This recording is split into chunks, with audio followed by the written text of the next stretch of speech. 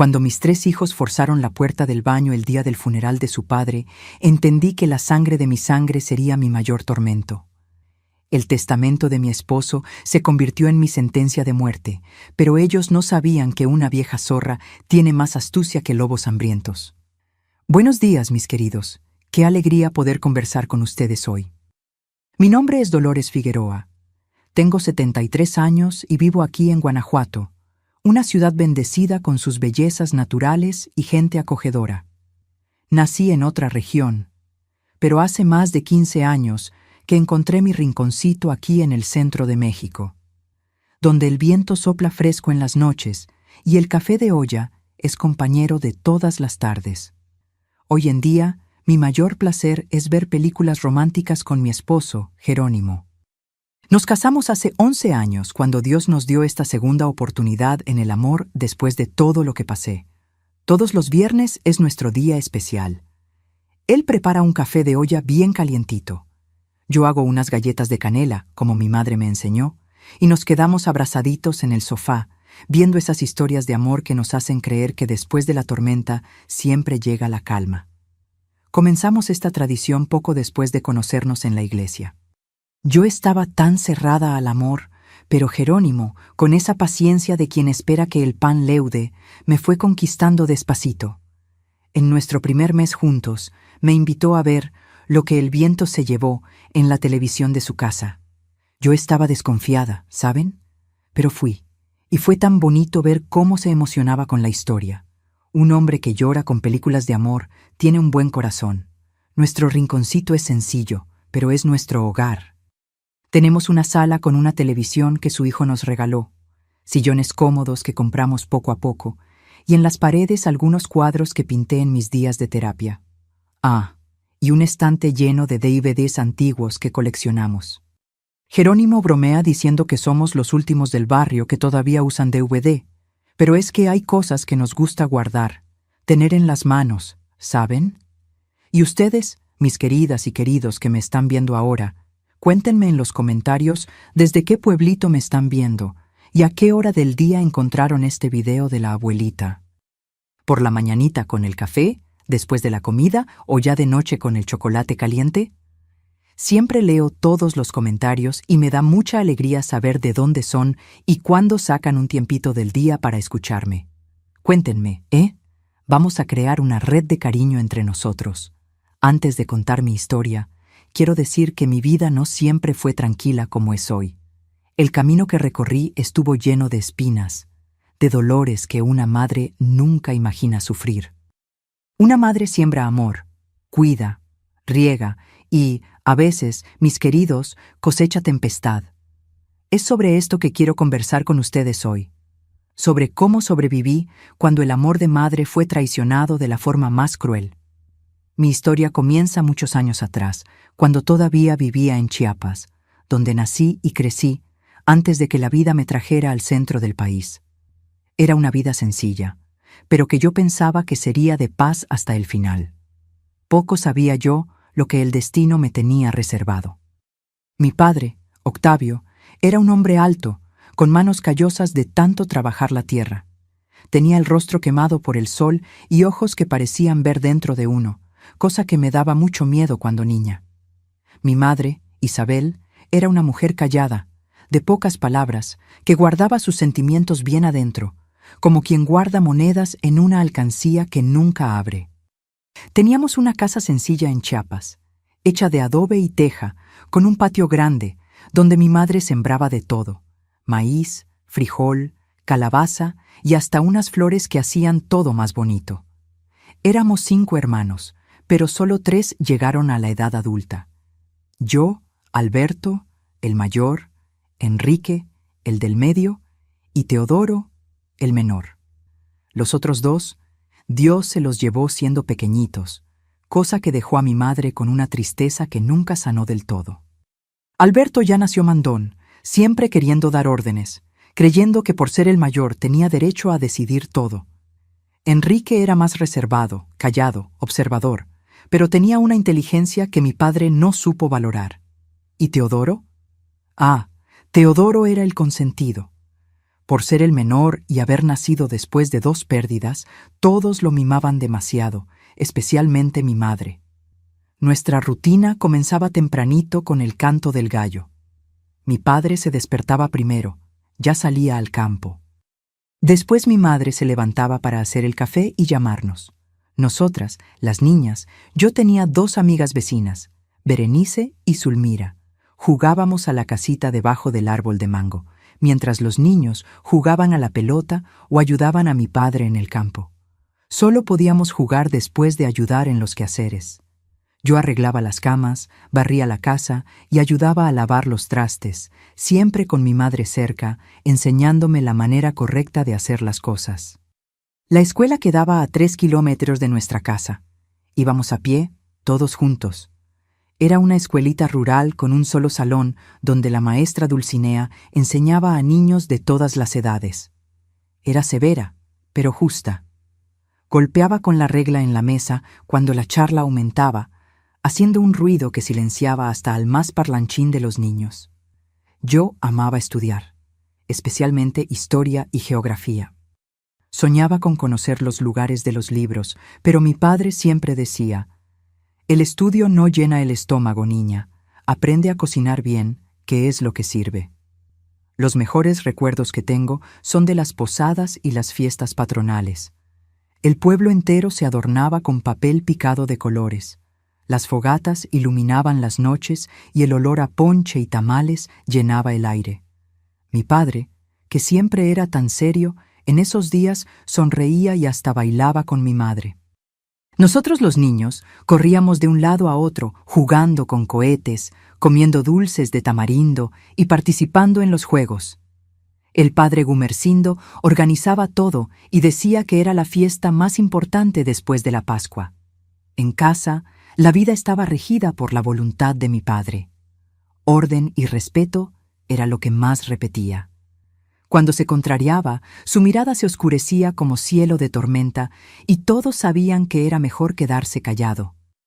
Mi madre, que aprendió a doblarse para no quebrarse, solo asentía. Ella me enseñó a hacer lo mismo. Mujer sabia, mi hija, es la que sabe cuándo hablar y cuándo callar.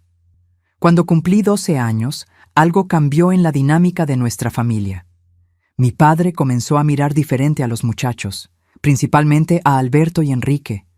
Hablaba sobre la herencia, sobre quién cuidaría la tierra cuando él ya no estuviera. «Sangre de mi sangre va a continuar lo que comencé», decía durante la cena, mientras mi madre servía la comida en silencio. Fue la primera vez que vi en los ojos de mis hermanos un brillo diferente, como si una semilla hubiera sido plantada allí. Una semilla de ambición. Los años fueron pasando y aquella semilla fue creciendo dentro de ellos. En la adolescencia ya competían por la atención del padre, cada uno a su manera. Alberto se esforzaba en el trabajo físico, mostrando que era fuerte como nuestro padre. Enrique trataba de demostrar su valor con ideas nuevas para mejorar la producción, pero raramente era escuchado. Teodoro, más joven, todavía jugaba sin entender la disputa que se formaba, pero pronto también sería arrastrado por ella. Mi madre percibía todo y me alertaba en voz baja: «Dolores, cuando el hombre pelea por tierra y dinero, la razón se va. Mantente lejos de esa disputa». Y yo me mantenía, observaba de lejos, continuando mi vida, mis estudios hasta donde pude, mis sueños secretos de algún día salir de allí. No imaginaba que años más tarde, aquella disputa silenciosa se transformaría en algo tan terrible que cambiaría nuestras vidas para siempre. Fue en aquella época también que conocí a Héctor, mi primer esposo y padre de mis hijos. Era un muchacho de la ciudad, hijo de un comerciante local. Vino a entregar unos encargos a casa y se quedó mirándome de una manera que me hizo ruborizar toda. Después de eso, siempre encontraba una excusa para pasar por casa. Al principio, mi padre no lo quería. Pensaba que era hombre de ciudad, sin valor para el trabajo duro. Pero Héctor era persistente y acabó conquistando no solo mi corazón, sino también a mi padre, cuando mostró que, a pesar de no ser hombre de campo, sabía cómo funcionaban los negocios.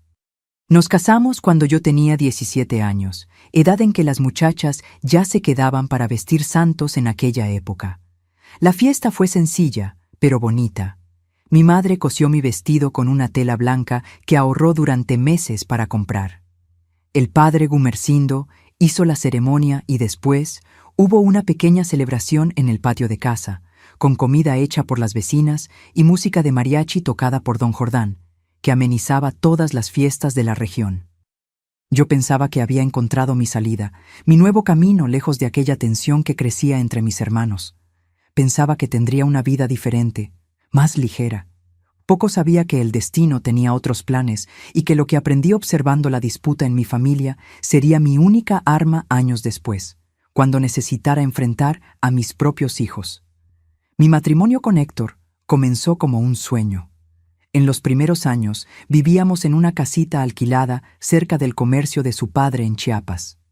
Él trabajaba en la tienda de abarrotes, mientras yo cuidaba la casa y pronto de nuestros hijos que comenzaron a llegar. Marcelo nació cuando yo tenía 19 años. Fue un parto difícil, pero cuando pusieron a ese pequeño ser en mis brazos, sentí una alegría que nunca había experimentado.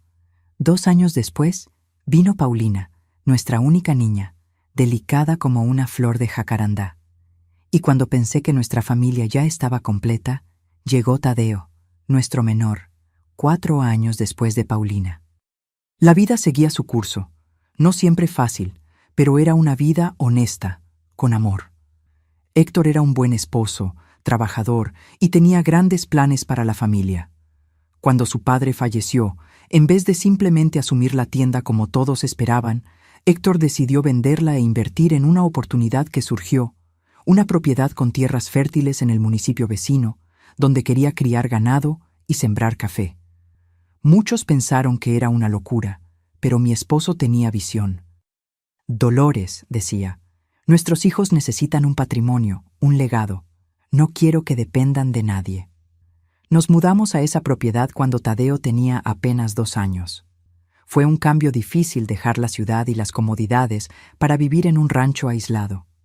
Los niños se extrañaron al principio, pero pronto se adaptaron. Marcelo, con sus 7 años, ya seguía al padre por todas partes, queriendo aprender todo. Paulina, con 5, me ayudaba con las plantas, ya mostrando un modo cuidadoso con todo lo que estaba vivo. Y el pequeño Tadeo, todavía un bebé, gateaba por el patio, haciéndonos estar atentos todo el tiempo. El trabajo era duro, pero la tierra respondía bien. En pocos años, Héctor transformó aquella propiedad. Las primeras cabezas de ganado se multiplicaron.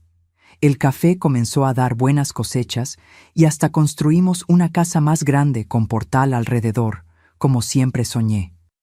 Parecía que todo iba a salir bien, pero fue ahí cuando noté los primeros cambios en los muchachos.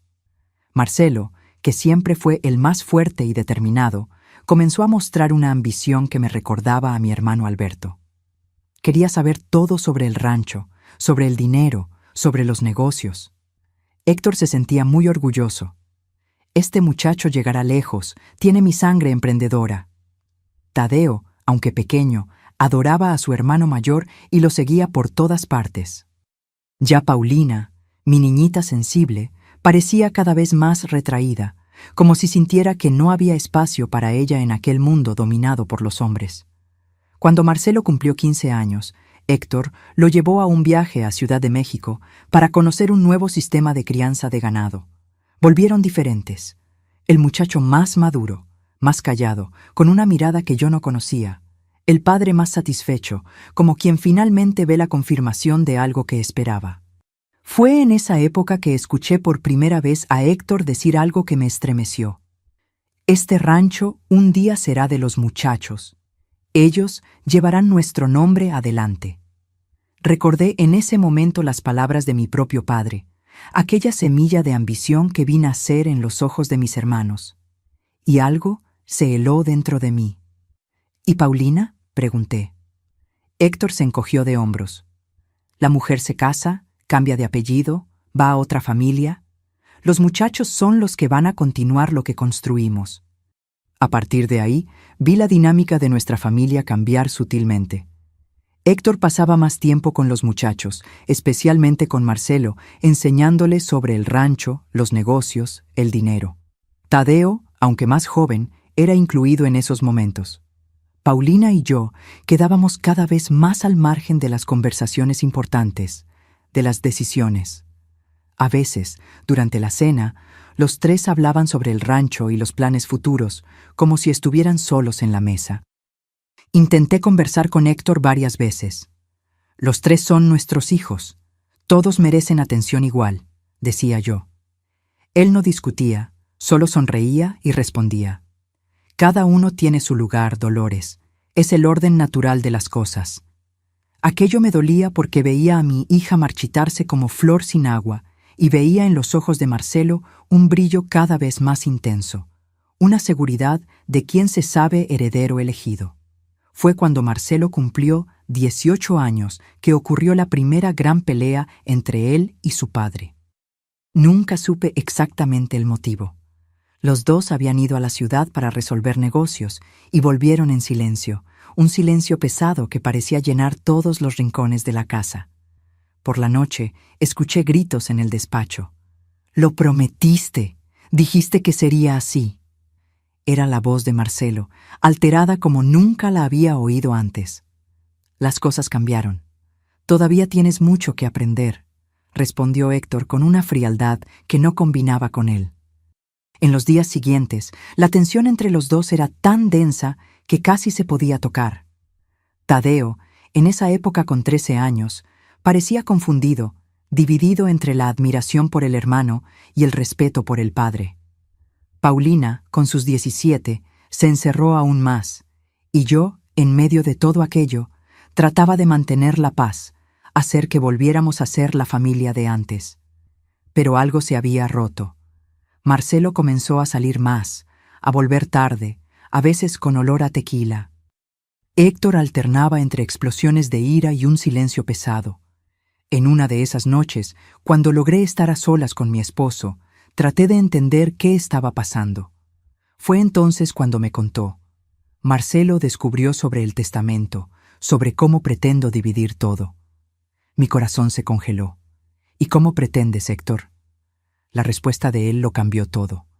El rancho será para los tres, pero Marcelo será el administrador. Él tendrá poder sobre todo, inclusive sobre la parte de sus hermanos. Es la única forma de garantizar que lo que construí no se deshaga. No podía creer lo que estaba escuchando. ¿Por qué Marcelo? ¿Por qué no dejar partes iguales? Porque él es el mayor, el más fuerte, es quien tiene pulso para comandar, respondió como si fuera obvio. Aquella noche no pude dormir. Veía ante mí la repetición de la historia de mi propia familia. El mismo error, la misma semilla de discordia siendo plantada ahora por mi propio esposo. Intenté argumentar, mostrar lo que había pasado con mis hermanos, cómo ese tipo de decisión había destruido nuestra familia. Pero Héctor estaba convencido. Tus hermanos eran diferentes, nuestros hijos se aman. Se amaban, sí, pero el amor entre hermanos es frágil ante el poder y el dinero. Yo sabía esto. Intenté protegerlos de ese futuro que yo podía ver tan claramente, pero Héctor no cambió de opinión. El testamento se hizo como él quería. Y entonces, cuando Marcelo tenía 23 años, Paulina 21 y Tadeo 17, lo impensable ocurrió. Héctor, mi esposo, mi compañero, sufrió un accidente en el rancho. Un toro que estaba siendo domado lo golpeó y la herida que pareció simple al inicio se complicó. En menos de una semana nos dejó. El mundo se derrumbó sobre mí. No estaba preparada para quedar viuda tan joven, para criar a mis hijos sola, para administrar aquel rancho. Pero lo peor aún estaba por venir. El testamento, aquella bomba de tiempo que Héctor había preparado, sería leído pronto. Y yo sabía en el fondo de mi alma que nada sería como antes. El día del entierro, mientras todavía llorábamos la pérdida del padre y esposo, percibí las miradas. Marcelo, de traje negro, recibía los pésames como si ya fuera el dueño de todo. Paulina, mi niña sensible, Lloraba sin parar en un rincón de la sala. Y Tadeo, confundido entre el dolor de la pérdida y la inseguridad del futuro, miraba de uno a otro, como quien trata de entender su lugar en aquella nueva realidad. Yo quería protegerlos, quería decir que estaríamos bien, que continuaríamos unidos como familia, pero la sombra de aquel testamento se cernía sobre nosotros y yo sentía que lo peor aún estaba por venir. ¿Cómo podría imaginar que después de enterrar a mi esposo, todavía tendría que enfrentar una batalla mucho mayor contra mis propios hijos?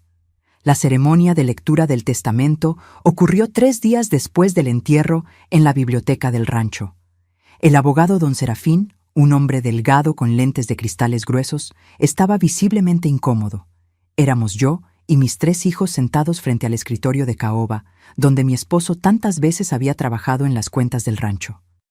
El silencio era pesado, roto solo por el sonido del papel siendo desdoblado por el abogado. Por decisión del fallecido Héctor Figueroa, comenzó él carraspeando. El rancho Santa Clara y todas sus pertenencias, incluyendo la casa principal, el ganado, los cultivos y maquinaria, así como todas las cuentas bancarias a nombre del fallecido, serán divididos de la siguiente manera. Hizo una pausa, como quien vacila en continuar. 20% para la señora Dolores Figueroa, mi amada esposa, para que viva con comodidad por el resto de sus días. Miré al suelo, sintiendo el peso de aquellas palabras. Apenas el 20%. Yo, que había sido compañera de Héctor en todo, que había trabajado a su lado para construir aquel patrimonio, recibía solo una fracción. Pero lo peor estaba por venir.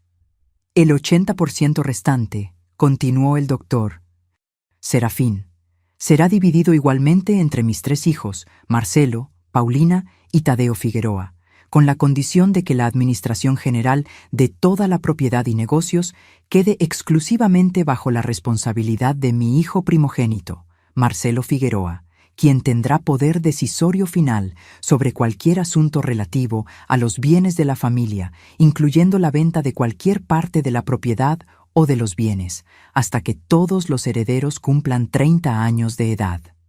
El doctor Serafín limpió sus lentes, visiblemente avergonzado, y continuó.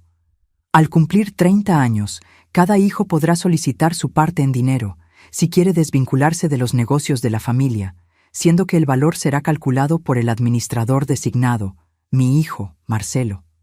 Levanté mis ojos y vi la sonrisa contenida en el rostro de Marcelo. Paulina estaba pálida como la cera, y Tadeo, mi pequeño, tenía los puños cerrados sobre las rodillas. Nadie dijo una palabra mientras el abogado terminaba de leer las disposiciones menores sobre algunos bienes específicos y recuerdos de familia. Cuando el doctor Serafín finalmente guardó los papeles en su maletín, Paulina fue la primera en levantarse. Salió de la biblioteca sin decir nada, con los ojos llorosos.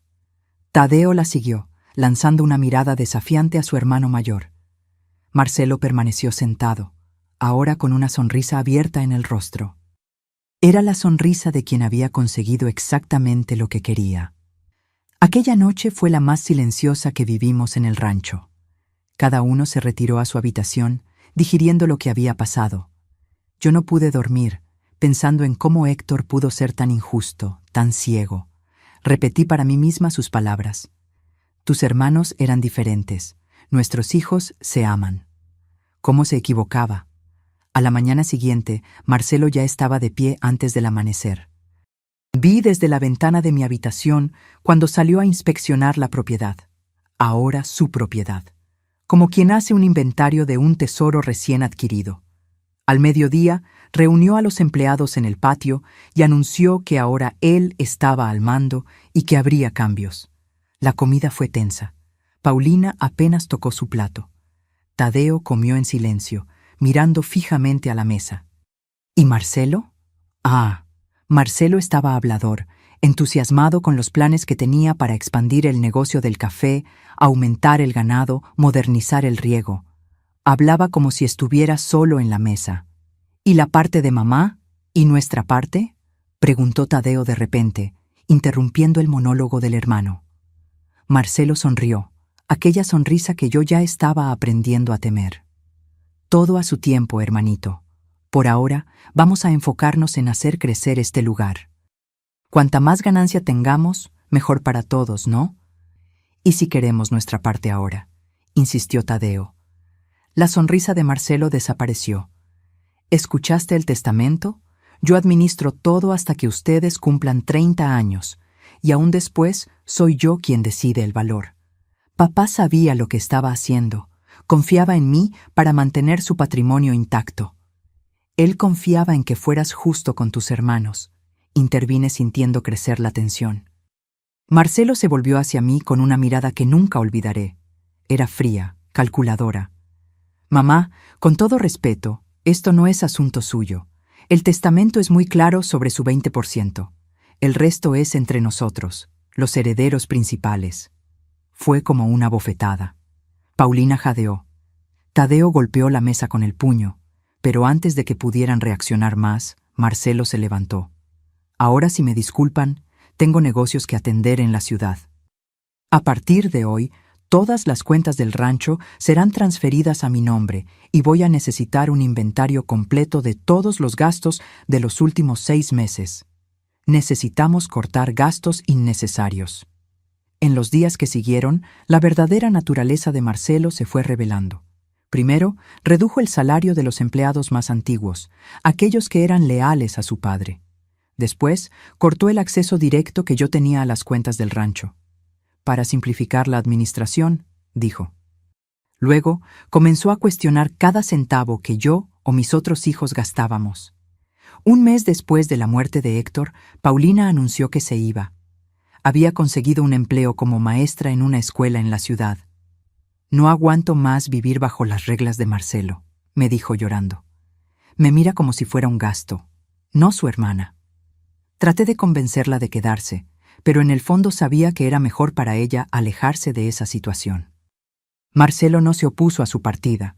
Al contrario, parecía aliviado. Una boca menos para alimentar, comentó cuando supo que ella había alquilado un pequeño departamento en la ciudad. Con la salida de Paulina, la dinámica en el rancho se volvió aún más tensa.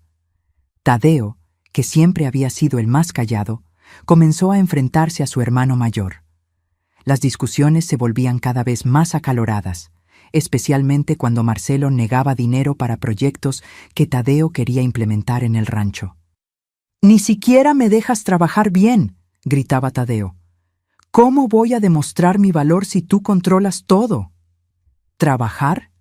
¿Llamas a esas ideas locas tuyas trabajo? Gasto innecesario, eso sí, rebatía Marcelo. Yo trataba de mediar, pero era ignorada por ambos. Marcelo había establecido claramente que mi opinión no tenía valor para él. Comencé a entender que esos ya no eran los muchachos que había criado. La codicia había transformado a Marcelo en un tirano y el resentimiento estaba consumiendo a Tadeo. 3 meses después de la muerte de Héctor, las cosas llegaron al punto que tanto temía. Era un domingo por la noche. Habíamos terminado de cenar. Yo, Marcelo y Tadeo, en un silencio que ya se había vuelto habitual. La única empleada que aún permanecía en la casa, doña Matilde, se había retirado después de lavar los platos. Marcelo anunció que necesitaba hablar conmigo y con Tadeo en el despacho. Algo en su tono me dejó aprensiva. Lo seguí hasta el antiguo despacho de Héctor, que ahora Marcelo ocupaba como si siempre hubiera sido suyo. «Necesito comunicar algunos cambios», comenzó él sentado en la silla que fuera de su padre. «La situación financiera del rancho no está tan buena como papá nos hizo creer. Tenemos deudas y necesitamos economizar más». «¿Qué deudas?», cuestionó Tadeo. Papá siempre fue cuidadoso con las finanzas. «Tú no entiendes de negocios, Tadeo», rebatió Marcelo con desdén. «Hay cosas que papá escondía de ustedes para no preocuparlos, pero ahora yo estoy al mando y necesito ser realista». Entonces miró directamente hacia mí. «Mamá, a partir del mes que viene voy a reducir tu mensualidad. El 20% que papá dejó para ti no significa que tienes derecho al 20% de la ganancia mensual. Significa que en total, a lo largo del tiempo, habrás recibido el 20% del valor del rancho». Me quedé sin palabras. Aquello no era solo injusto, era cruel. Héctor nunca había pretendido que yo viviera con menos de lo que siempre tuvimos. «No puedes hacer eso», dijo Tadeo, levantándose. «Eso es robarle a nuestra propia madre». «Puedo y lo haré», respondió Marcelo, impasible. «El testamento me da ese derecho, y hay más. Voy a vender el auto que mamá usa. No tiene sentido gastar en mantenimiento y combustible cuando ella apenas sale del rancho». Fue entonces cuando Tadeo explotó. Se lanzó sobre su hermano, agarrándolo por la camisa. «¡Miserable! Papá confió en ti y mira lo que estás haciendo». Marcelo no retrocedió. Empujó a Tadeo con fuerza, haciéndolo chocar contra el librero. «No me toques, idiota. Estoy haciendo lo que hay que hacer. Este rancho es mi responsabilidad ahora».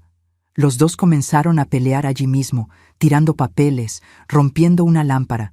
Intenté separarlos, gritando que pararan. Fue cuando sentí un empujón fuerte, no sé si de Marcelo o de Tadeo, que me hizo perder el equilibrio. Caí, golpeándome la cabeza en la esquina del escritorio. Todo se oscureció por unos instantes. Cuando volví en mí, los dos habían dejado de pelear y me miraban asustados. Sentí algo caliente corriendo por mi cara. Era sangre. «Mamá, perdóname», dijo Tadeo, arrodillándose a mi lado. «No queríamos lastimarte». Pero Marcelo, después de la sorpresa inicial, retrocedió. «¿Ves lo que hiciste? Siempre impulsivo, sin pensar en las consecuencias». «Fuiste tú quien comenzó todo esto con tu codicia», respondió Tadeo. Me levanté con dificultad, sosteniendo un pañuelo contra el corte en la frente. «Basta ustedes dos. Ya no los reconozco. Su padre estaría avergonzado». «Papá me dio el control por una razón», dijo Marcelo recomponiéndose. «Él sabía que solo yo tengo lo que se necesita para administrar todo esto, y ustedes dos tienen que aceptarlo». Salí del despacho temblando, con Tadeo tratando de ayudarme. Aquella noche, después de limpiar la herida, que afortunadamente no era tan profunda como parecía, me quedé acostada en la oscuridad, repasando todo lo que había pasado. ¿Cómo llegamos a ese punto? ¿Cómo mis hijos, que crecieron juntos, jugaron juntos, se convirtieron en estos extraños capaces de lastimar a su propia madre? Al día siguiente, Tadeo vino a mi habitación temprano. Estaba con la mochila a cuestas. «Me voy, mamá.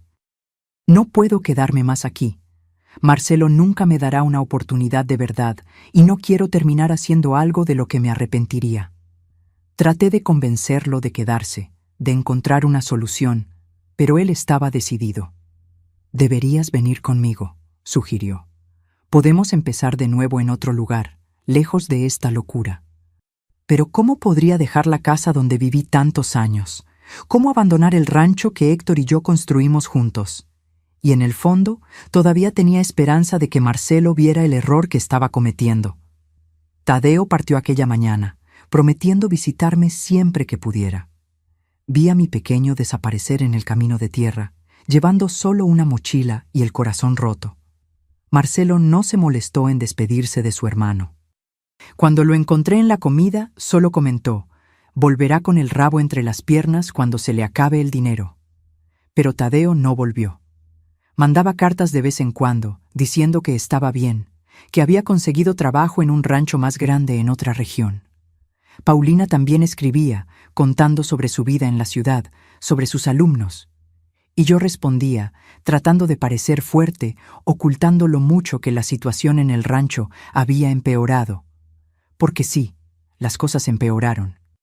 Con los dos hermanos lejos, Marcelo ya no necesitaba disimular su naturaleza. La mensualidad que me daba se redujo a casi nada.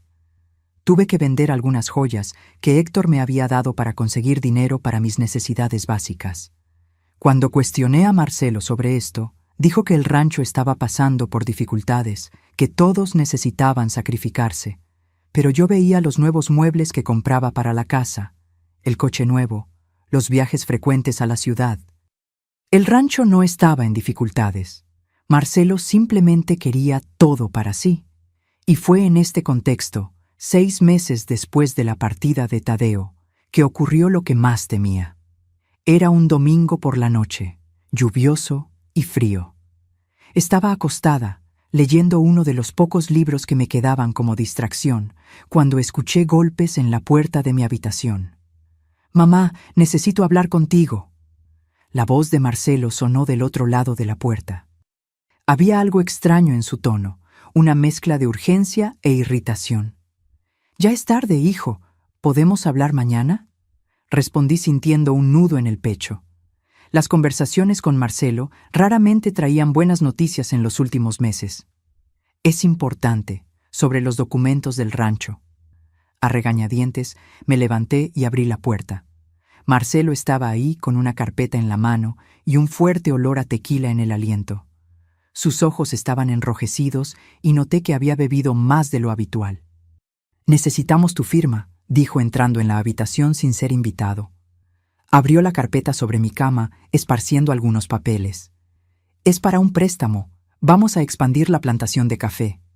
«¿A esta hora de la noche, Marcelo? ¿Esto no puede esperar hasta mañana?»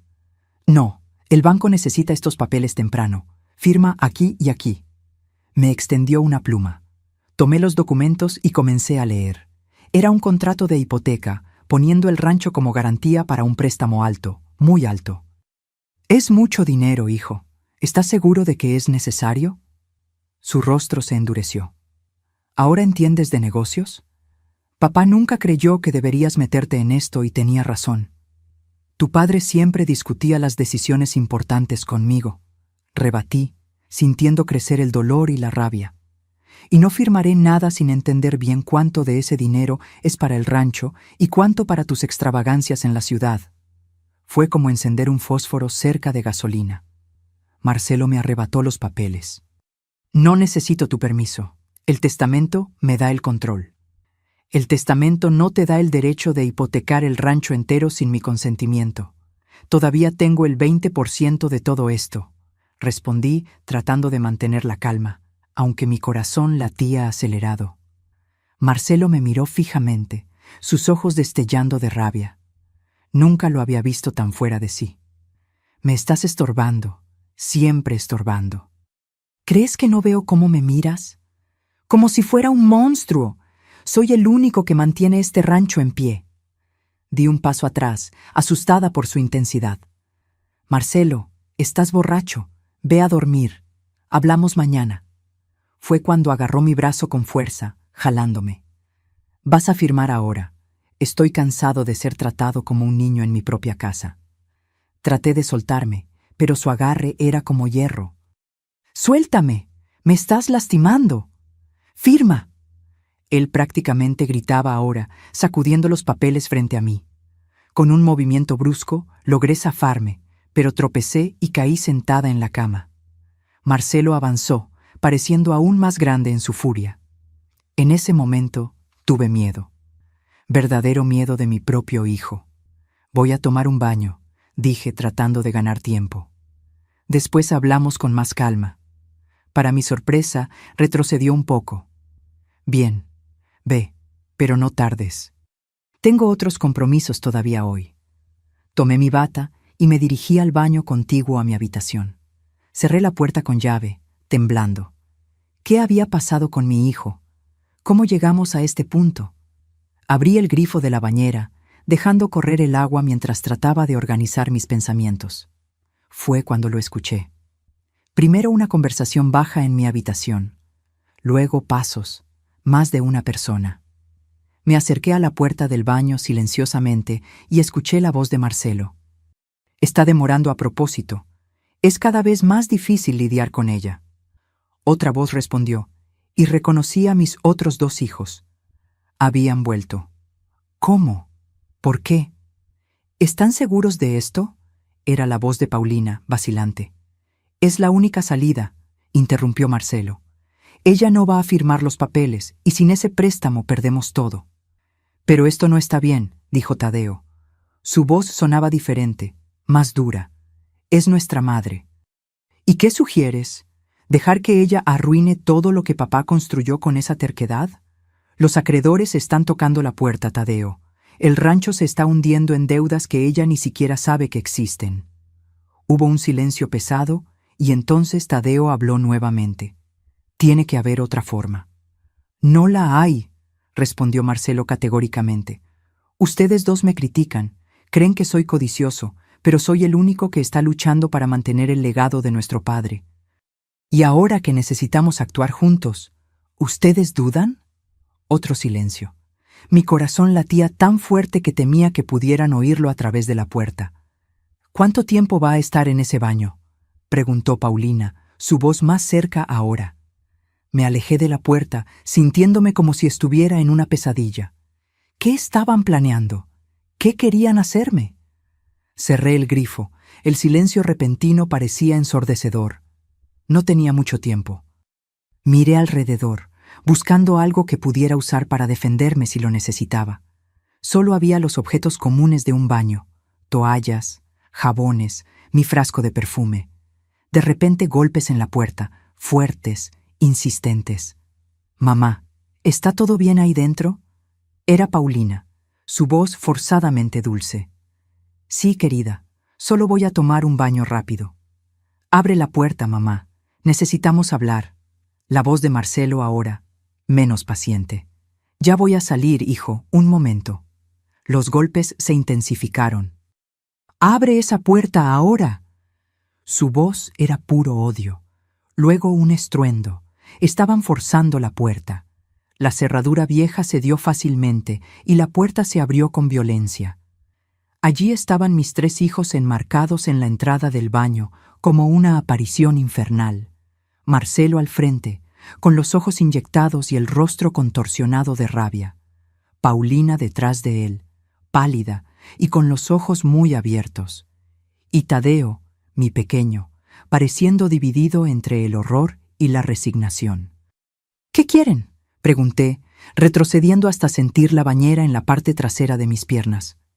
«Calma, mamá», dijo Tadeo dando un paso adelante. «Solo queremos hablar». «¿Hablar? ¿Forzando la puerta del baño?». «Estabas demorando demasiado», respondió Marcelo avanzando. «Y tenemos un problema que resolver ahora». «¿Qué problema?». «Tú», dijo él fríamente. «Tú eres el problema».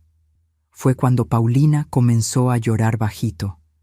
«No deberíamos estar haciendo esto». «¡Cállate!», gritó Marcelo sin quitar los ojos de mí. «Ya discutimos esto, no hay otra forma». La comprensión me golpeó como un rayo. No era solo sobre los papeles, era algo peor, mucho peor. «¿Están pensando en lastimarme?», pregunté. Mi voz casi un susurro. «No es así», dijo Tadeo rápidamente. «Solo necesitamos que descanses un poco. Un lugar donde puedas ser cuidada adecuadamente». «¿Un asilo?», completé, la dolorosa comprensión inundándome. «¿Quieren internarme en un asilo para deshacerse de mí?». «Un lugar especializado», corrigió Marcelo, su tono más controlado ahora. «No estás bien, mamá. Has estado confusa, olvidadiza. El médico lo confirmó». «¿Qué médico?». «No he visto a ningún médico. El doctor Arlindo estuvo aquí la semana pasada. ¿No lo recuerdas? ¿Ves? Es exactamente lo que dije». Se volvió hacia sus hermanos. Era mentira, pura mentira. No había visto a ningún médico, pero percibí el plan macabro. Querían declararme incapaz, asumir mi 20% del rancho y alejarme de todo. Y estaban dispuestos a mentir, a falsificar informes médicos, a hacer lo que fuera necesario. «No voy a ningún lado», dije enderezando los hombros. «Esta es mi casa». Marcelo sonrió, una sonrisa que heló mi sangre. «Ya no lo es. A partir de hoy, irás a un lugar donde recibirás los cuidados que necesitas. Ya está todo arreglado». «No puedes hacer esto». «Claro que puedo. Tengo los documentos firmados por el médico. Tengo testigos de tu comportamiento errático. Tengo todo lo que necesito». Miré a Paulina y a Tadeo, implorando silenciosamente por ayuda. Pero Paulina solo lloraba, incapaz de mirarme a los ojos. Y Tadeo, aunque claramente incómodo, no contradijo a su hermano. Fue entonces cuando algo dentro de mí se quebró. No era solo el miedo, la indignación o la traición. Era una comprensión profunda. Mis hijos, que crié con tanto amor, se habían vuelto extraños para mí, y yo estaba sola. Pero junto con esa realización vino otra igualmente poderosa. Yo no me dejaría derrotar, No permitiría que me quitaran todo. Había luchado junto a Héctor para construir ese rancho. Había soportado las dificultades, los sacrificios. Tenía derecho a mi lugar allí. En ese momento, mientras miraba a mis 3 hijos reunidos contra mí en el pequeño baño, tomé mi decisión. No enfrentaría fuerza con fuerza. Sería inútil. Usaría la única arma que ellos no esperaban: mi inteligencia. Y si fuera necesario, jugaría el mismo juego sucio que ellos. Entiendo, dije, sorprendiéndolos con mi repentina calma. Si creen que necesito cuidados especiales, confío en el juicio de ustedes. Marcelo parpadeó, desconcertado con mi cambio de actitud. Solo pido una cosa, continué. Déjenme pasar esta noche en casa. Mañana pueden llevarme a donde crean mejor. Los 3 se miraron, confundidos con mi rendición.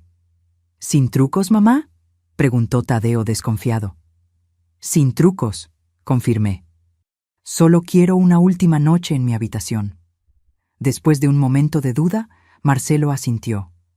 Está bien, pero no pienses en escapar o pedir ayuda. Estaré vigilando. Salieron del baño, dejándome finalmente sola. Me hundí en el suelo, las piernas temblando demasiado para sostenerme. Las lágrimas que había contenido mientras los enfrentaba ahora corrían libremente por mi rostro. Lloré por la familia que había perdido. Lloré por el esposo que ya no estaba a mi lado para protegerme. Lloré por mí misma, por la mujer de 42 años que se veía traicionada por aquellos que más amaba. Pero cuando las lágrimas se secaron, una resolución fría tomó su lugar. Si querían declararme confusa e incapaz, les daría exactamente eso, pero a mi manera. Usaría su propia trampa contra ellos.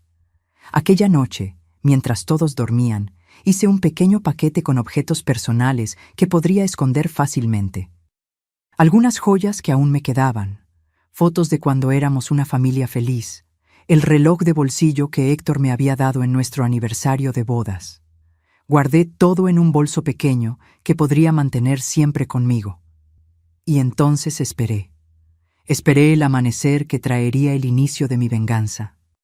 Cuando Marcelo vino a buscarme a la mañana siguiente, acompañado por un hombre que se presentó como enfermero de la clínica de reposo, ya estaba lista, no solo con mi pequeño bolso escondido en el bolsillo del vestido, sino también con mi plan. En el momento en que el enfermero me ofreció un vaso de agua con una pastilla para calmarme, fingí tomarla y segundos después simulé un desmayo. La confusión que siguió fue el inicio de mi contraataque. Cuando desperté, miré a Marcelo con ojos vacíos y pregunté: ¿Quién eres tú? El asombro en su rostro fue la primera pequeña victoria de mi plan. Una semilla de duda plantada. Si realmente estuviera confusa, ¿cómo podrían culparme por cualquier cosa? ¿Cómo podrían obligarme a firmar papeles? ¿Cómo podrían justificar encerrarme en un asilo si yo, para todos los efectos, ya no sabía ni quiénes eran? Aquel fue el punto exacto en que decidí. No sería más la víctima de la historia, sería la estratega que usaría la propia codicia de mis hijos para destruirlos. Mi nueva vida comenzó en ese momento. Una vida de actuación constante, donde cada mirada vacía, cada pregunta confusa, cada lapsus de memoria era cuidadosamente calculado. Una vida donde observaba todo, guardaba todo, pero fingía no comprender nada. El plan inicial de mis hijos se derrumbó ante mi aparente confusión mental. ¿Cómo internar a una madre que apenas reconocía a sus propios hijos? El escándalo sería demasiado grande, incluso en nuestra pequeña comunidad. Las preguntas serían inevitables. ¿Por qué la viuda del respetado Héctor Figueroa perdió la memoria tan repentinamente? Debe ser el trauma de la pérdida, explicó el doctor Juvenal, médico de la familia desde hacía años, cuando lo llamaron para examinarme. He visto casos así. La mente se protege, borra los recuerdos dolorosos. Marcelo no creía en mi condición. En los primeros días me ponía a prueba constantemente. Mamá, ¿cómo se llamaba el caballo de papá? ¿Aquel alazán que tanto le gustaba? ¿O cuál es el nombre de la cocinera que trabajaba aquí cuando éramos niños? Yo siempre respondía con la misma mirada perdida, a veces acertando detalles insignificantes para hacer la farsa más convincente, otras veces equivocándome incluso en mi propio apellido. Era un juego agotador, pero nunca bajaba la guardia, ni siquiera cuando estaba sola en mi habitación, pues aprendí que las paredes tenían oídos, literalmente, ya que Marcelo comenzó a enviar a la joven Noelia para hacerme compañía, pero en realidad para vigilarme. Paulina volvió a la ciudad después de algunos días, visiblemente perturbada por toda la situación. «No sé qué hacer, Marcelo», la escuché decir en el portal. «No puedo abandonar mi trabajo, mis alumnos, pero dejar a mamá así...». «Ve», respondió él ásperamente, «yo la cuido. Siempre me ocupé de todo, de todos modos». Tadeo permaneció más tiempo, dividido entre la desconfianza de mi condición y la preocupación genuina. Pasaba horas conmigo en el portal, contándome historias de la infancia, tratando de despertar mis recuerdos. Lo observaba en esos momentos, viendo aún rastros del niño sensible que había sido, luchando contra el hombre duro en que se estaba convirtiendo. Fue durante una de esas tardes que di el primer paso de mi plan. Estábamos solos, y Tadeo hablaba sobre su nueva vida en el rancho donde trabajaba ahora. Don Quirino es un patrón exigente, pero justo, explicaba. Diferente. Se detuvo como si tuviera miedo de concluir el pensamiento. Lo miré con una lucidez repentina, agarrando su brazo.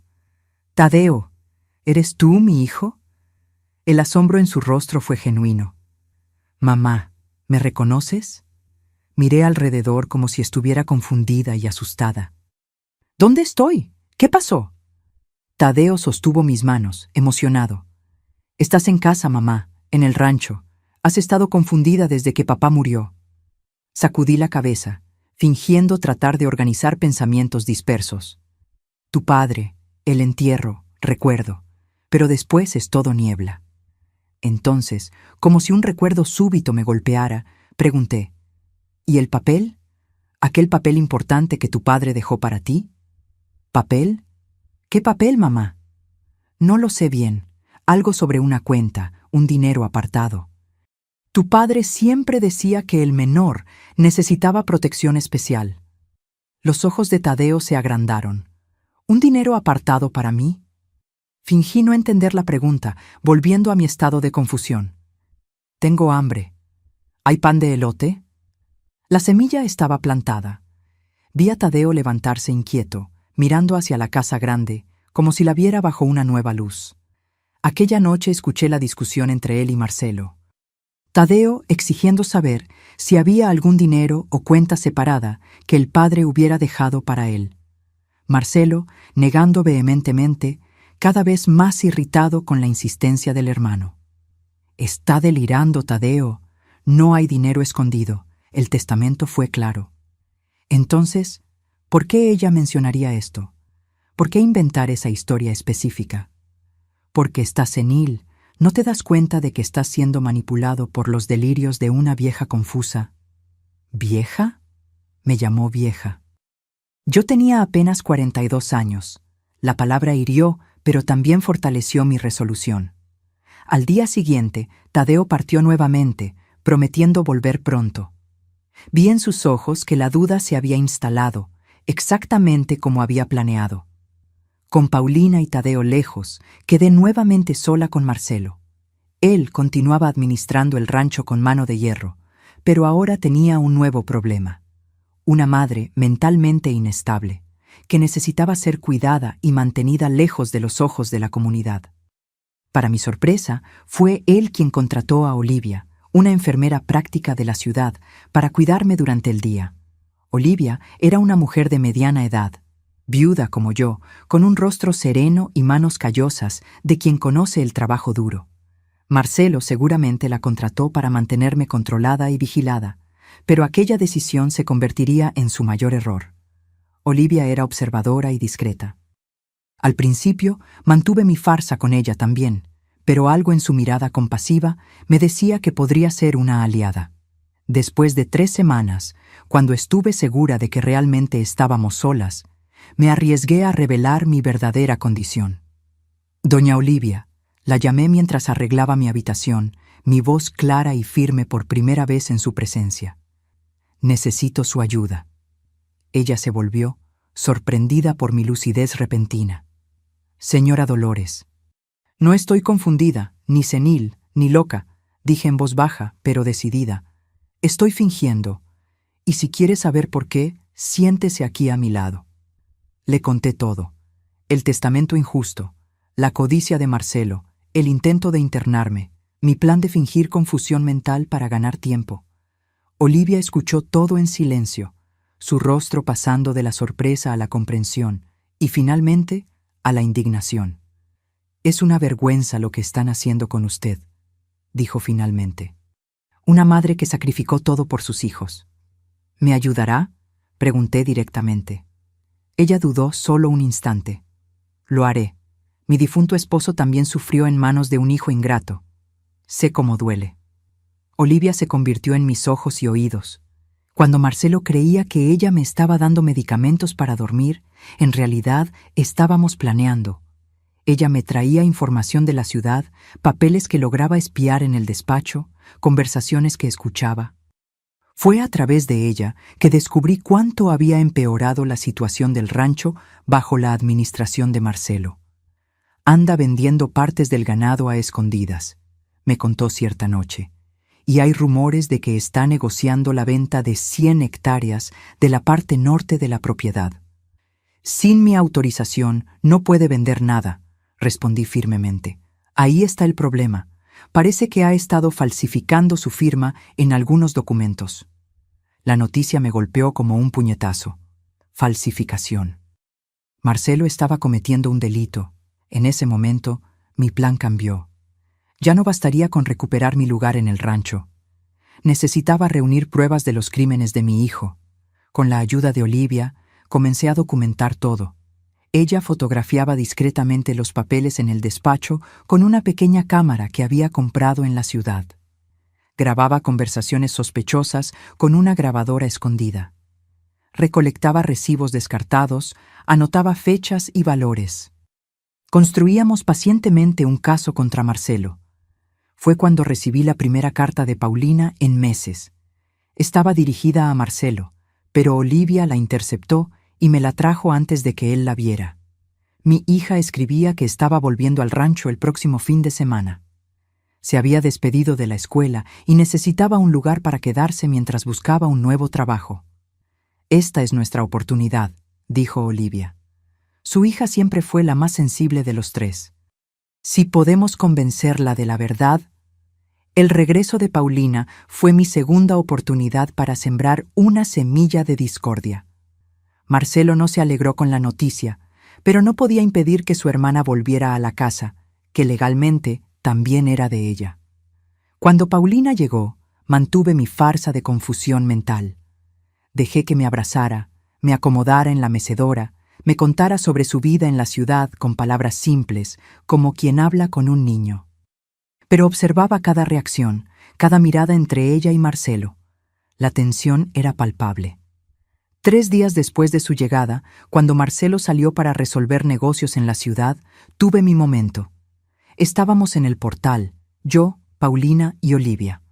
El sol de la tarde doraba las colinas del rancho y un viento suave mecía las hojas del aguacate. «Qué lindo día», dijo Paulina, suspirando. «¿Recuerdas cuando jugábamos allí debajo de aquel aguacate, mamá? ¿Cuando me hacías muñecas de maíz?» Fue cuando apreté su mano, mirando fijamente a sus ojos. «Paulina, mi hija, no dejes que él se lleve el tuyo también». «¿Qué?». Ella pareció confundida, mirando a Olivia en busca de explicación. «El dinero», continué, mi voz un susurro urgente. «Tu dote, aquel que tu padre separó para tu boda, está en la cajita azul, en el doble fondo de la cómoda grande». Paulina palideció. «Mamá, ¿de qué estás hablando? ¿Qué dote?». Volví a mi estado confuso, como si el momento de lucidez hubiera pasado, pero el efecto fue inmediato. Aquella misma noche, mientras yo fingía dormir, escuché a Paulina rebuscando en la cómoda antigua del cuarto que había sido de sus padres. No había cajita azul ni dote, pero su búsqueda obsesiva duró horas. Al día siguiente, Marcelo encontró la cómoda revuelta y cuestionó a su hermana. La discusión que siguió fue acalorada. Paulina acusándolo de esconder dinero que sería suyo por derecho, Marcelo llamándola codiciosa y paranoica. Cada día, la desconfianza entre ellos crecía. 2 semanas después, Tadeo también regresó. Había sido despedido del rancho donde trabajaba, o, como descubrí más tarde, había salido por su cuenta después de no poder quitarse de la cabeza la idea del tal dinero que su padre habría dejado para él. Con los 3 hijos nuevamente bajo el mismo techo, la tensión alcanzó niveles insoportables. Marcelo se volvió aún más controlador, monitoreando cada movimiento de sus hermanos como si fueran intrusos en su propiedad. Paulina y Tadeo, a su vez, comenzaron a registrar la casa en busca de los supuestos tesoros escondidos que yo había mencionado en mis momentos de lucidez. Fue en medio de este clima de desconfianza que di mi paso más audaz. Con la ayuda de Olivia, envié una carta anónima al doctor Serafín, el abogado que había leído el testamento de Héctor. En la carta, escrita como si fuera de un empleado preocupado del rancho, mencionaba irregularidades en los negocios, venta ilegal de tierras y falsificación de documentos. La reacción fue más rápida de lo que esperaba. 2 semanas después, recibimos la visita del abogado, acompañado por un oficial de justicia. Marcelo los recibió en el despacho, visiblemente nervioso. La reunión duró horas y cuando terminaron, Marcelo salió de la sala con el rostro lívido. «¿Qué pasó?», preguntó Paulina, que esperaba en la sala con Tadeo. «Nada que sea de tu incumbencia», respondió él ásperamente, subiendo las escaleras hacia su habitación. Más tarde, aquella noche, Olivia me contó lo que había descubierto. El abogado estaba investigando denuncias de mala administración y posible fraude en la venta de tierras del rancho. Los documentos estaban siendo auditados. Una nueva audiencia sería programada para revisar la ejecución del testamento. «Es su oportunidad», dijo Olivia, apretando mis manos. «En la audiencia, usted puede revelar que está lúcida, denunciar todo lo que él hizo». «Todavía no», respondí pensativa. «Necesito que ellos se destruyan primero, que cada uno revele su verdadera naturaleza». La oportunidad llegó antes de lo que esperaba.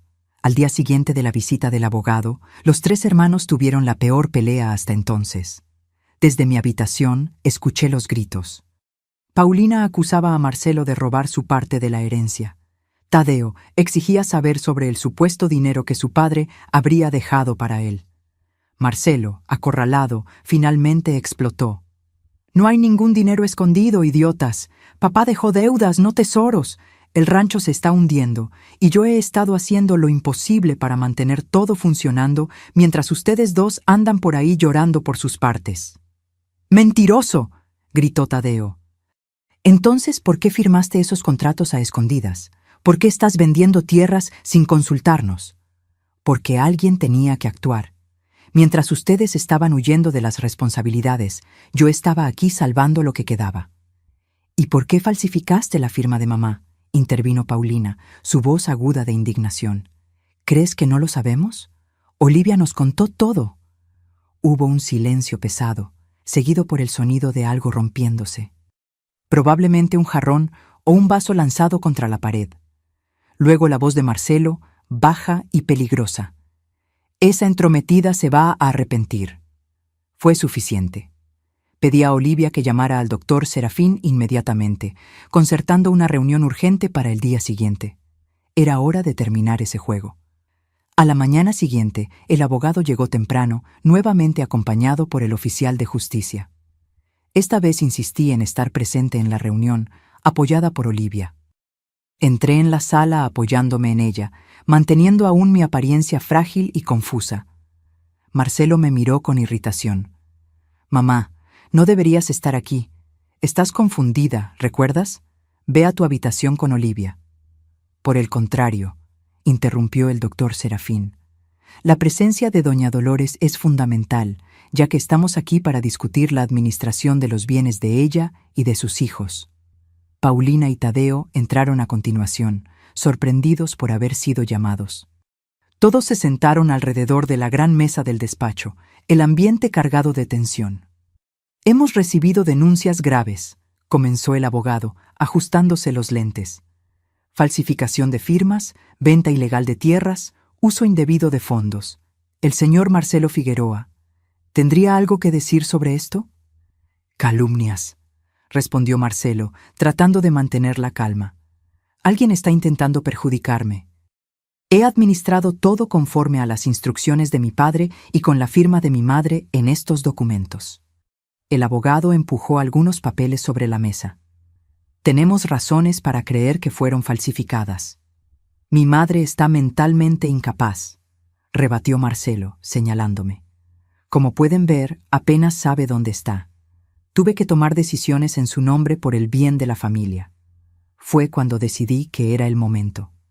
Enderecé mis hombros, ajusté mi vestido y miré directamente a los ojos de mi hijo primogénito. «Estoy perfectamente lúcida, Marcelo. Siempre lo estuve». El impacto en su rostro fue invaluable. Tadeo y Paulina me miraron con la boca abierta. El abogado sonrió discretamente, como si ya lo sospechara. Fingí confusión mental para protegerme. Continué, mi voz firme. Después de que intentaron internarme a la fuerza aquella noche en el baño, me di cuenta de que era mi única defensa. Y mientras fingía, documenté cada crimen, cada abuso, cada falsificación que mi hijo cometió. Olivia entregó al abogado una carpeta gruesa conteniendo todas las pruebas que habíamos reunido a lo largo de los meses. Fotografías de documentos alterados, recibos de ventas no autorizadas, grabaciones de conversaciones incriminatorias. «¡Esto es una locura!», gritó Marcelo levantándose. «Ella delira, fue manipulada por esa enfermera». «Señor Figueroa, siéntese», ordenó el oficial de justicia. «O me veré obligado a detenerlo». Marcelo miró alrededor, desesperado, buscando apoyo en sus hermanos, pero Tadeo y Paulina lo miraban con una mezcla de asombro e indignación creciente, finalmente comprendiendo la extensión de sus acciones. «¿Ustedes le creen?», Marcelo apeló a sus hermanos. «Después de todo lo que hice para salvar este rancho, papá sabía que yo era el único capaz». «El testamento de su padre no le daba derecho a falsificar documentos, Marcelo», dijo el abogado, revisando los papeles, «ni a intentar internar a su madre contra su voluntad para asumir control total de la propiedad». Fue entonces cuando me levanté, caminando hacia mi hijo primogénito con una dignidad que no demostraba desde hacía meses. «Creíste que me habías derrotado, ¿verdad? Que yo sería demasiado débil para luchar, pero aprendí, observando a mis hermanos y a mi padre, cómo la codicia puede destruir una familia, y decidí que no permitiría que eso sucediera con la mía». «Mamá», comenzó Tadeo, su voz quebrada, «no sabíamos». «Eligieron creer lo peor», respondí, mirando a mis 3 hijos. «Eligieron la codicia en vez del amor, y eso es algo que tendrán que cargar por el resto de sus vidas». El proceso legal que siguió fue largo y doloroso. Marcelo enfrentó acusaciones de falsificación y fraude. El testamento de Héctor fue impugnado y parcialmente anulado debido a las irregularidades en la ejecución. El rancho fue puesto bajo administración judicial temporal. Paulina y Tadeo, arrepentidos y avergonzados por su papel en toda la situación, intentaron reconciliarse conmigo, pero algunas heridas son demasiado profundas. Los perdoné, pero nunca más pude mirarlos de la misma manera. El lazo de confianza había sido irreparablemente roto. 6 meses después de aquella reunión decisiva en el despacho, tomé la decisión más difícil de mi vida: vender mi parte del rancho. No podía seguir viviendo en aquel lugar lleno de recuerdos dolorosos. Necesitaba comenzar de nuevo en otro sitio, lejos de todo lo que me recordaba la traición de mis hijos. Con mi parte del dinero de la venta, compré una pequeña casa en Guanajuato. ¿Por qué tan lejos? Porque necesitaba distancia, un lugar donde nadie conociera mi historia, donde pudiera reconstruir mi vida sin la sombra del pasado. Fue allí, en mi nueva ciudad, en un grupo de apoyo para personas que habían pasado por traumas familiares, que conocí a Jerónimo, un viudo amable que también cargaba sus propias cicatrices, pero que como yo, creía que la vida merecía una segunda oportunidad. La venganza no me trajo alegría. Trajo justicia, sí, pero también tristeza por la familia que perdí. Sin embargo, fue a través de ella que encontré mi liberación y eventualmente un nuevo comienzo. Aquí en Guanajuato, mi vida adquirió nuevos colores. Hace 15 años que dejé aquel rancho y todo el sufrimiento atrás. El dinero de la venta de mi parte me permitió comprar esta casita simple, pero acogedora, con un jardín pequeño donde planto mis flores y hierbas. No es lujosa como el rancho, pero tiene algo mucho más valioso: paz. En los primeros años sola, me dediqué a curar las heridas.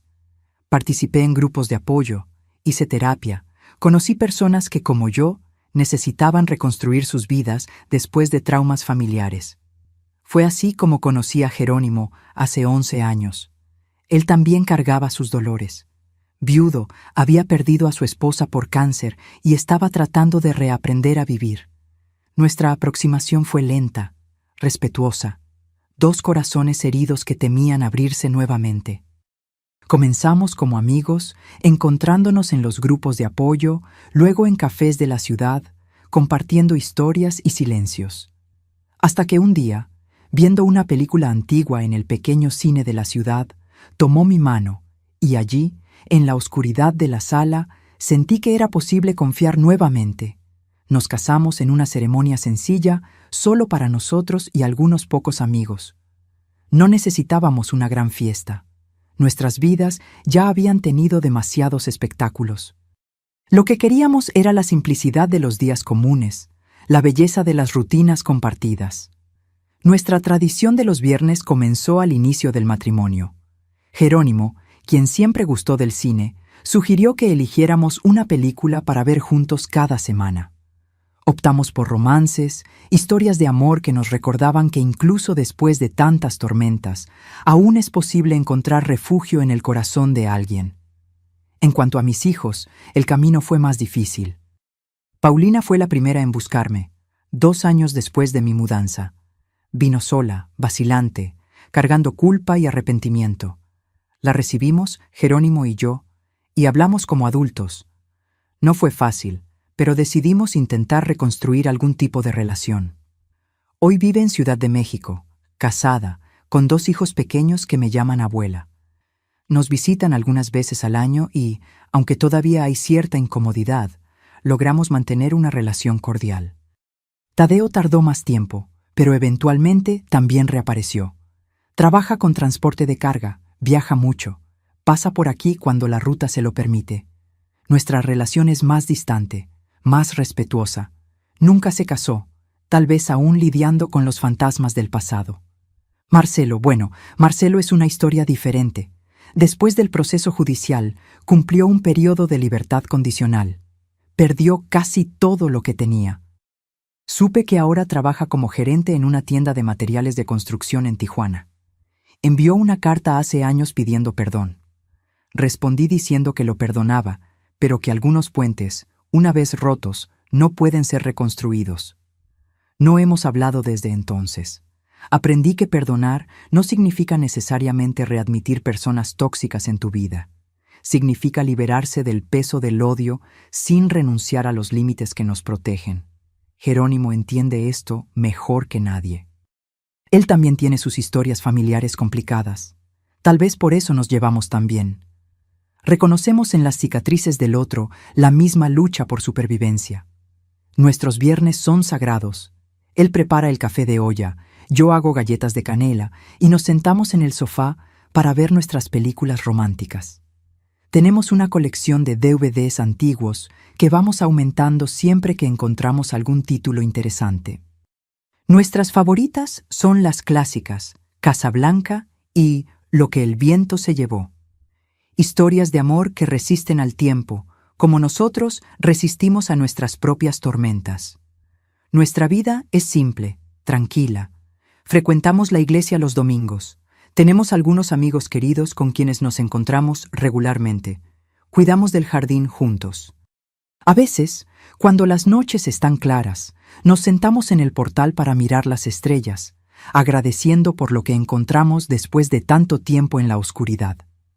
A los 73 años, puedo decir que encontré una paz que jamás imaginé que sería posible. No es una vida perfecta. Todavía hay días de dolor, recuerdos que duelen, ausencias que pesan, pero es una vida digna, honesta y, sobre todo, mía. Una vida que construí con mis propias manos después de que intentaron quitármelo todo. Mis queridos que me están viendo, termino esta historia con el corazón más ligero por haberla compartido con ustedes. Si están pasando por una situación donde sus propios familiares intentan disminuirlos o controlarlos, sepan que nunca es tarde para recuperar las riendas de su vida. Aprendí que la edad no define nuestra fuerza, sino nuestra capacidad de recomenzar cada día. Mis arrugas son mapas de supervivencia. Cada una cuenta una historia de dolor superado. Descubrí que somos más fuertes de lo que imaginamos, especialmente cuando pensamos que ya no aguantamos más. El tiempo no cura todas las heridas, pero nos enseña a vivir con ellas y aún así, sonreír. Mi historia no es sobre lo que me hicieron, sino sobre cómo elegí responder. La verdadera fortaleza no está en nunca caer, sino en levantarse todas las veces. A veces, los mayores depredadores están dentro de casa usando el nombre de familia para justificar abusos. No tengan miedo de establecer límites, incluso con quienes comparten su sangre. Su valor no disminuye porque alguien no consiga verlo. Si este video tocó su corazón, por favor, presionen el botón de me gusta y suscríbanse al canal Memorias de las Abuelas. Y en los comentarios, escriban la palabra paz si creen que todos merecemos respeto, sin importar la edad. Recuerden, la venganza puede traer justicia, pero es el perdón lo que trae paz. Y paz es lo que deseo para cada uno de ustedes.